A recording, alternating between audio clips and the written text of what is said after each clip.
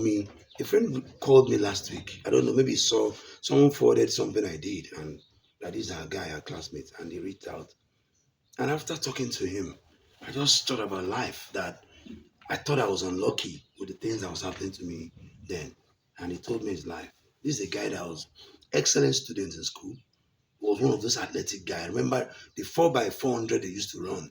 He does the last lap. And who does the last lap? The fastest student. So this guy was sound academically. He was very, very good, a very good athlete. And he was very, very likable person. I think he was one of the prefects. And well, after speaking to him, I had code, marriage. He wasn't married, he's not married. He didn't give me a reason. I just couldn't. I didn't think he had the financial wherewithal. And no woman would, that if I was a woman, would I accept him that still lives in his late parents' house? That he left it for him. He's 49, I think 49 or 50. And and when I finished talking to him, I just thought about it. That I went into depression and asked myself that if I was with this guy, what would I do at this age? You know, um, I don't have much money coming in. My friend seems to be doing better. I've made mistakes. I've lost time. And like somebody who's been there, but maybe not almost like him, what do I think I should do? And that's why I came up with this that if I'm 40, over 45, I'm broke, this is what I'll do. Okay? First and foremost, you see, the country has let us down. Yes, it's been letting us down for the past 50 years. And who is the country? Ourselves. So we've let ourselves down. You're not promised tomorrow by the politicians. Insecurity is massive. There are no infrastructures. And I've looked at it and all I just summarized that, you know what? Nigeria is not designed for you to be successful. Neither is it designed for you to fail either. You have to design it. That's all I found out.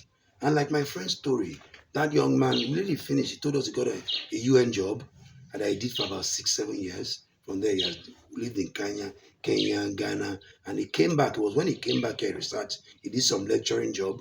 Brilliant young man, came out with a first class. But he said for the past 10 or 11 years, he's been running one business, one consultancy service or the other. And how has it been? Not too good. I was married briefly for 2 years and he packed up. But let's leave the marriage part. I'm talking about if I'm 40, 45 over, what can I do? What can I expedite to be able to make my later days fairly decent in Nigeria? Because he has lost time. But God is great because um, God's time is not man's time. There's a reason that happened.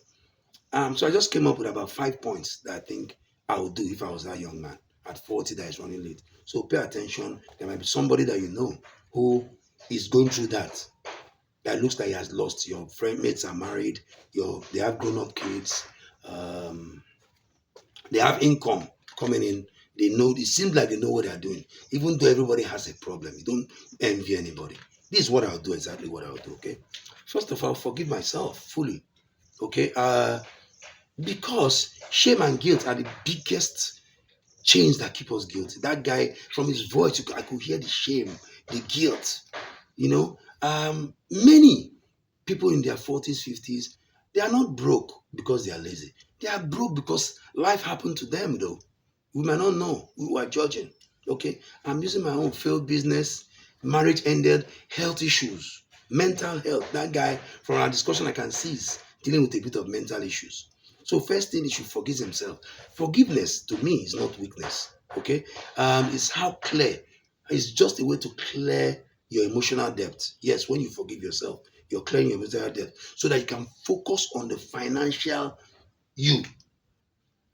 Clear the emotional debt and focus on the financial you. Okay? You can rebuild your future starting from the inside. Okay? The number two thing I'll do if I'm over 40 and I'm lost, I will stop pretending. Okay? Because I asked him, have you reached out to anyone? He said, the last time I reached out, our mates were feeling somehow. I did not go to the old reunion. I'm angry. No. Put all that aside. You're not doing well, you're not doing well. Okay? What can I do? Bring out value forward. The second thing I'll do is stop pretending, stop trying to impress people. Because the last time we thought he was doing well, Those days there were Facebook. We used to see some of his picture. We didn't know what stop, because pride keeps more people broke than poverty ever does. Pride will keep you more broke than poverty will keep you broke. Just understand that. A lot of pride, pretend like I'm doing well. No, you, if you're not doing well, you're not doing well. That is it. That's when a closed mouth doesn't get fed. That's what I told him. He has reached out to me. I've reached out to another of our classmates that lived in the zone where he lives, and they're trying to see how he can start afresh. Okay? And that's what the next part I'm going to. I will rebuild my skill and network. What do I mean? Like he has reached out to me, I've reached out to some of your people, and be honest and plain where you are in life. Yes, many of them will not want to receive your call again, because not because they hate you, but because they are dealing with their own issues. Okay, you're calling somebody to get 1 million naira. He is owing a bank 200 million. You're calling somebody to get 50,000 naira from him. He has a debt. He cannot sleep. He has a landlord. He has to pay 2 million naira. That is how it is. You're calling somebody, help me with 1,000 naira. While he's talking to you, his son is in the hospital. He needs 50,000, and he's rude to you. You don't even understand why. So that's the first thing I'll tell him. At 40, the word doesn't pay age. It doesn't pay age anymore. So you have to put it as it pays relevance. What relevance, what value is it going to bring? That's what I ask myself. I'll take a hard look at myself and say, okay, if I'm starting from the scratch, what can I do? What can I start afresh? Is it going to start selling? Do I meet real estate people? Let me sell for them and get commission. Do I quickly go and learn a digital skill, which is easier? Do I start consulting with that skill that I have? Or do I go and look for a cheap job or even work in a building site or where they are washing clothes to earn money? You have to go and start from scratch, from where you are with what you have. I see people that have not worked before, they've not earned income, and I tell them, come, go and start this job, 100,000. He goes, I have a master's degree. And you've not worked for the past 5 years. And we sent you to a friend to manage his pure water company. And they said, okay, you don't have experience, your friend has not worked. But due to Mr. Sam, I'm going to give him this job to do. I'm starting 100,000. Let's see how it goes. And you call me, say, what an insult. And because I'm trying to take myself away from you, I've been giving you 20,000, 30,000, 40,000 every month. I say, okay, let you earn your own money. And I send you to a friend to manage it, to be a manager, not even the handbag. No, you're missing. That's arrogance kills a lot of people. Okay, so you have to humble yourself and say, okay, what can I do? Because in generation, value beats, in this current generation, value beats experience doesn't involve. You don't have experience that's involved. What value are you bringing? Okay, that's number three. Number four, I will build a small, consistent income first. Small, consistent income. Okay, forget quick money right now. You've tried quick money. He said the guy listed that he has done over, in fact, in the last 10 years, he has done over 15 businesses, all failed, experiments. This year alone, he said he has done 4. So the guy lacked the spirit of consistency. He's having a nomadic lifestyle whereby he roams around in all kind of. 1 minute he's doing bag. Next minute he said he did farming business. As he was somebody was talking to him about mini importation. He went to borrow money and bought some things from China that he didn't sell. He was not consistent enough to learn. So he has to step on break. Ask himself, okay, um, forget big investment, forget quick money, as it hasn't worked in the 45 years of his life, and it will not work today automatically. Okay, if I was 40 that age and broke, I'll look for something, a steady income. Just pick one so you can buy even your basic, be able to sleep, feed yourself even if it's once a day. Because that young man cannot feed himself even without arms and support from people.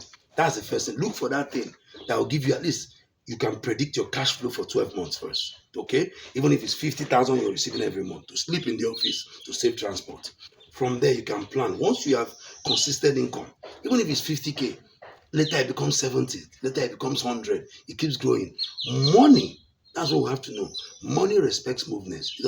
Money doesn't respect moving around. Money respects movement. Start small but be moving. It doesn't respect stagnation. Leave the house. Go out. So that's what I'm going to advise him, though I've not talked to him yet, okay?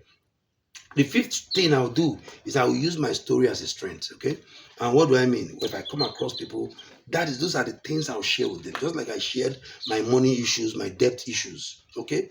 If you want to, whether it's content you want to do, whether it's a book, why you fail. People want to learn from your failure, okay? If you go for interview, they ask you, what have you been doing with your life? And be honest with them. I've made mistakes. That's what I've made mistakes. I mismanaged my opportunities. I've worked here. I have this experience. Even if it's a younger manager, you'll give you opportunity because you've realized yourself. Okay? You've realized that's the fifth one. The sixth one is, so it shows that your pain can become your platform. If you go for interview, they'll definitely ask you, why is a 47-year-old man coming for an entry level job? Tell them the truth. Don't beat around. Don't say I was managing my. No, no, no. I did this and failed. I did this and failed. I found that it's the time I sit down and genuinely learn. Okay? So with that little money, you can now start doing other things. If I take him and make him a manager in my company, arrogance and lack, you must walk the journey. We will end up quarreling as friends. He needs to do a bit of growth. You cannot just run from here. He has not been employed in almost 12 years. So that's that part. The sixth one, I will simplify my goals with clarity. You must make it clear. This is not time for, am I doing this? Am I not doing that? You know, either this on this. I meet some people at a late age. I'm asking them, what do you do for a living? We're beating to this. We do this. No, no, no, no, no, no. At the age of 40, 45, 50, that age that you're late, you don't need 100 dreams anymore. Okay? You just need clarity. One thing. Pick three things to focus on: the skill that you're learning to give you money, an income source, and I'll break it down, and the daily habit to protect, to improve your mindset. So the skill is like you're learning, maybe you're learning digital marketing online, you're learning how to sell, how to run an e-commerce, or you're learning how to do a production, how to do that's a skill. Then your daily income is where you're going to earn a living to feed yourself first. Because a hungry person is an angry man. A person without an income cannot even help anybody. So while you're learning the skill, who's going to feed you for tomorrow? Which are the things you do at home when you come back? You're working. Whether it's a building site, whether it's an office assistant, whether it's McDonald's, whether it's an eatery, whatever it is, that fits that part. You're doing three things, like I said. Then daily habits. What are the habits? It could be exercise. It could be taking a walk to clear your mind. It could be reading books all the time to put yourself in, or listen to motivational tape. Things that So life, because consistency breeds it beats speed. You must be consistent. Just pick those three things and be consistent in it. Okay. Life was a person who shows up daily. Okay. Not the person who runs once in a while. So you must be consistent. You must show up every day now. You must show up and take self accountability. Many of us do not want to take self accountability. In that guy's voice, when he was talking, I was hearing a lot of blame. He blamed his parents, he blamed his brother who has not assisted him. He has his brother lives abroad. His brother has his own problem. He mentioned so many people that didn't help him. Remember that our classmates. But I didn't hear him mention himself. And that's when I knew there was a problem. I asked myself, do I run away from this guy or do I stay? Or do I see if I can help him? Because he has not even admitted that I messed up. You have to get to a period of epiphany. A moment of epiphany is when you admit that I messed up. Like the story of the prodigal son who got to a stage and said, wow, even the slaves in my father's house are not living like this. Father, please forgive me. You must get to that moment. People don't get to that moment and they blame everybody but themselves. When I decided to return to Nigeria to face my loan problems, I was blaming my accountant. I blamed my brother for diverting. I blamed my manager. I blamed my wife for making me spend. I blamed everybody. I didn't blame myself. But was the day I took myself, I said I messed up. I messed up. I said I must face this. I asked for the book. I asked for it. I said, and that was when I found out the loan was not even 800 million. It was the interest is what was almost 400 and something million. The loan was about 300 and something million. The interest for 2 years. It was the day I stopped blaming everybody. In fact, I was not talking to some of my staff and my brother. I cut them off, deleted their number that they duped me. They were fraudulent. Yes, some people were not honest, but I let it open. It was my fault. I didn't have a system. That was when I looked at the book. I said, send me the book. And when they sent me the book, I started looking at how much we borrowed in actual. I found it was 400 and something million or something. And I was owing maybe 300 and something. And the interest on the debt was even higher than the loan. And I wouldn't have found that out if I didn't look, if I didn't stop blaming everybody. I found out that my brother said, I was trying to tell you, but you were not listening. You weren't picking my call. So he has to forgive himself. If you're 40, so simplicity is the fastest way. After you've done your clarity, summon yourself with the right energy, irrespective of age. Mix with the younger people. Forget toxicity. Cut out with people you've been putting out with. If you've been keeping malice, stop it. Okay? In conclusion, if you're broke and you're over 40, don't let shame finish what failure started. You can start again. I repeat it. Don't let failure finish what poverty started in your life. You can start again, okay? Um, I did it. And the second part of my life is I might not have that much cash flow like I used to have, but I'm at a better place. I'm doing better mentally and to some extent in the pocket. Have a beautiful day. My name is Sam. If it makes sense to you, if it doesn't, it's just my own way to share. So if you're over 40 and you're struggling, please don't give up.